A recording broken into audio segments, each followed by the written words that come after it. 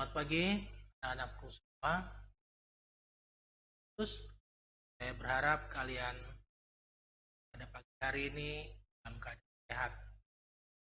Yang saya harapkan kalian dan keluarga kalian semua.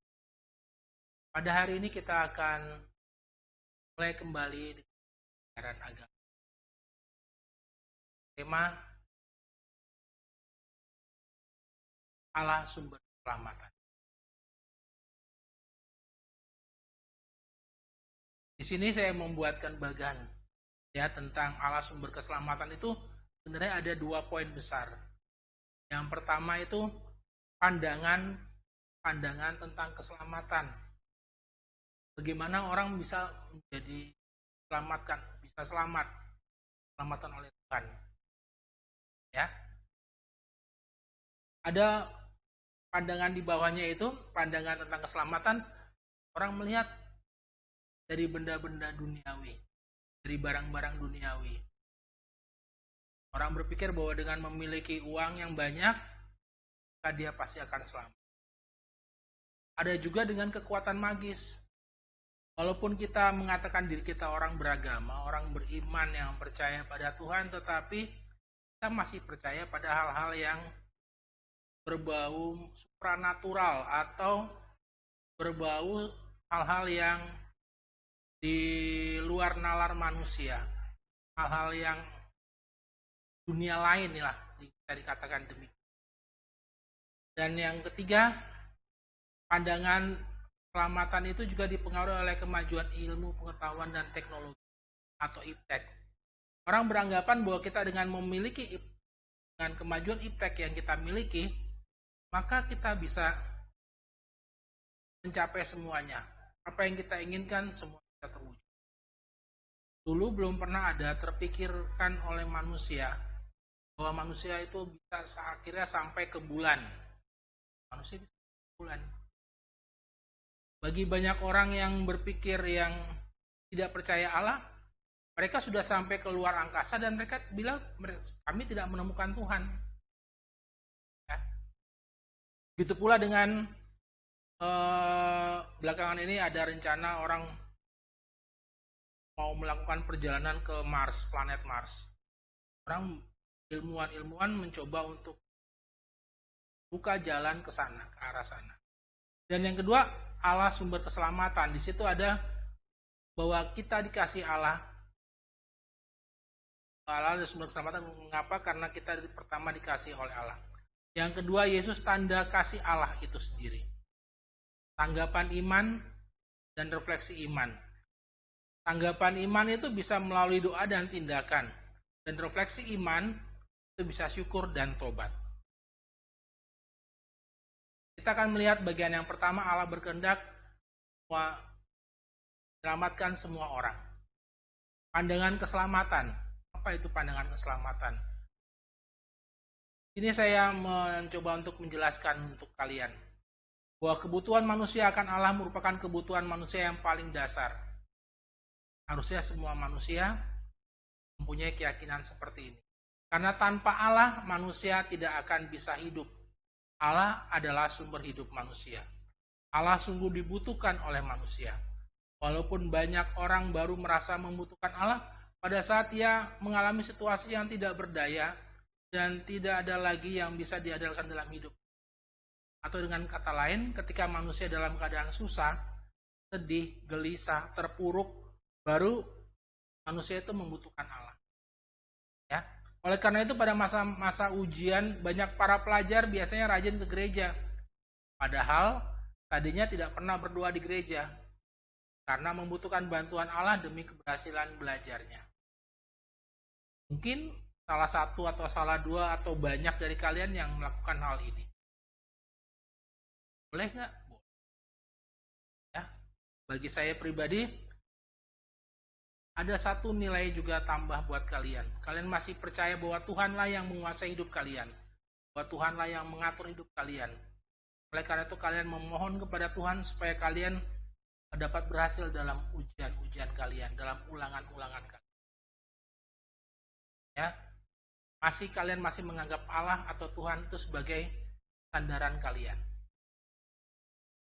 Berikutnya, sumber-sumber keselamatan manusia itu apa saja sih? Manusia zaman dewasa ini, sekarang ini. Ada orang yang beranggapan bahwa keselamatan dari barang duniawi. Itu ada foto, ada gambar, orang tidur dengan uang. Ya. Keselamatan dirasakan jika manusia mampu memenuhi kebutuhan hidup.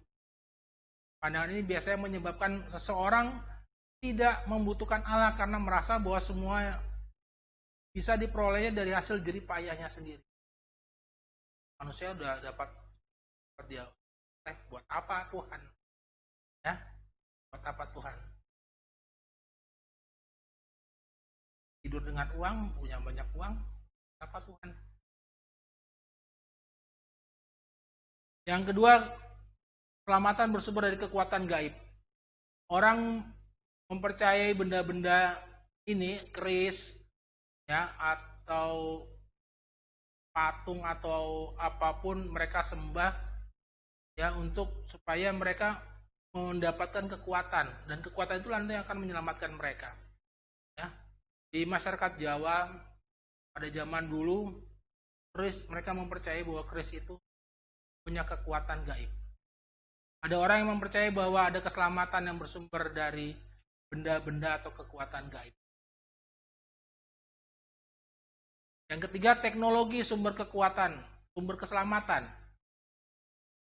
Adanya anggapan bahwa teknologi mampu menyelamatkan hidup manusia dan merupakan Allah sebagai sumber keselamatan. Contoh di gambar, manusia menyembah komputer. Ya.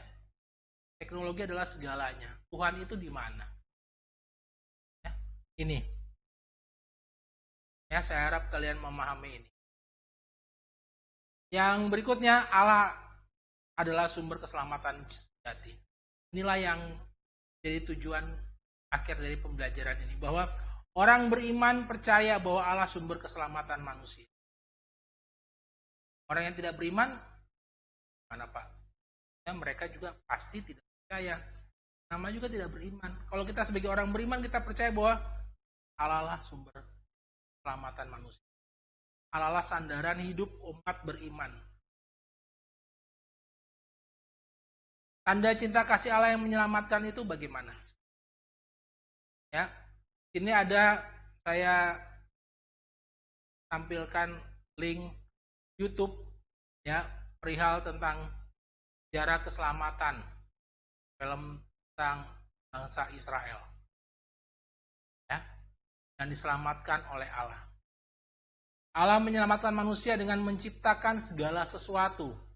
Kisah penciptaan dalam kitab Kejadian menunjukkan kasih Allah pada manusia.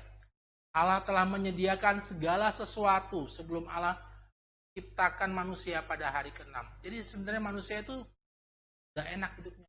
Dia sudah, ya, ketika Allah sebelum menciptakan manusia sudah disiapkan terlebih dahulu semuanya. Allah menyelamatkan. Poin yang kedua, Allah menyelamatkan manusia dalam perjalanan hidupnya. Sejarah pembebasan bangsa Israel dari penjajahan di Mesir menunjukkan bahwa Allah menyelamatkan manusia selama proses hidup. Walaupun manusia berdosa, manusia menjauh, Allah tetap berusaha untuk dekatinya. Allah tetap berusaha untuk menyelamatkan dia, menyelamatkan manusia yang berdosa. Dua, tanda cinta kasih Allah yang menyelamatkan itu seperti apa?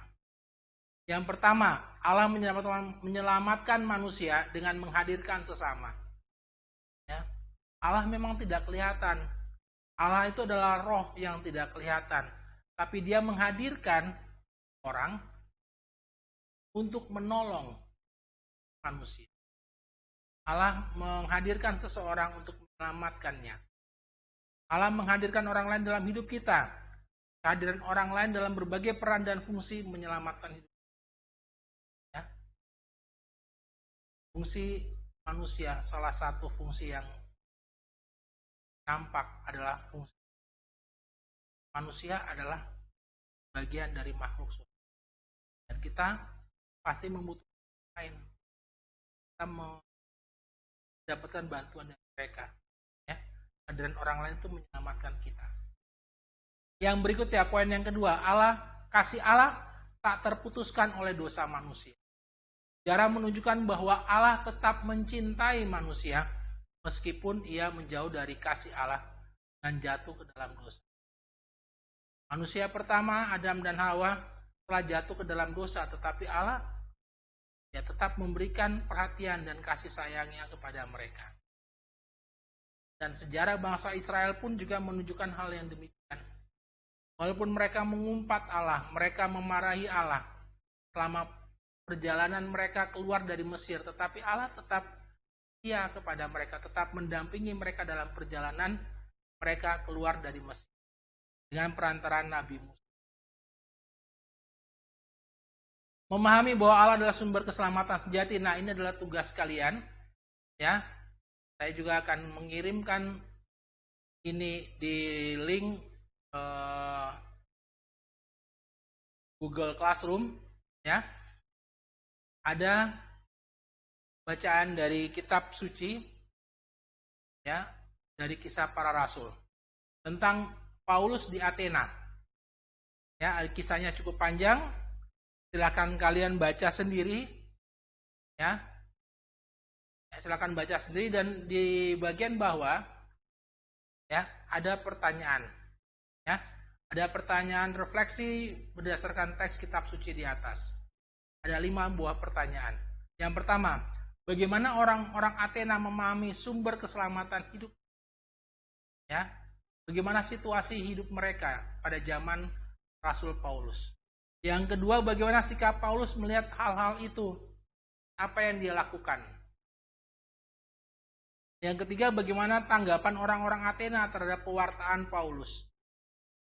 Ya, pewartaan Injil yang dilakukan oleh Paulus di sana. Yang keempat, bagaimana pandangan kalian masing-masing tentang sumber keselamatan sejati bagi hidupmu? Pandangan kalian bagaimana? Apakah sudah merasa cukup jika semua kebutuhan terpenuhi, punya banyak uang? Ataukah dengan kekuatan supranatural kalian percaya akan hal itu? Atau yang ketiga, dengan teknologi, sudah memiliki teknologi yang baik, Tuhan sudah tidak ada lagi, tidak membutuhkan Tuhan. Tuhan, ya buat apa Tuhan? Atau seperti apa? Atau ada lagi yang lain? Silakan kalian pikirkan sendiri. Bagaimana pandangan kalian tentang sumber keselamatan ya bagi hidup kalian? Mengapa kalian memilih itu? Mengapa kalian memilih sumber keselamatan itu? Yang kelima, bagaimana caranya kita dapat menjadi duta karya keselamatan Allah bagi sesama? Kita manusia ditunjuk oleh Allah menjadi alatnya. Bagaimana alat di tangan Tuhan? Kita diajak untuk membantu dan menolong sesama kita. Apakah kita bisa melaksanakan itu? Bagaimana kita bisa menjadi duta karya keselamatan Allah bagi sesama? Ya, ini 5 pertanyaan. Tolong kalian jawab, ada di Google Classroom. Tapi saya minta kalian mengerjakannya di Google Form. Itu saja dari saya. Semoga kalian memahami apa yang saya jelaskan ini, dan selamat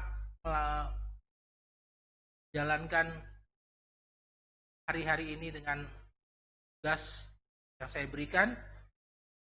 Semoga kalian tetap sehat, tetap semangat. Tuhan memberkati. Terima kasih.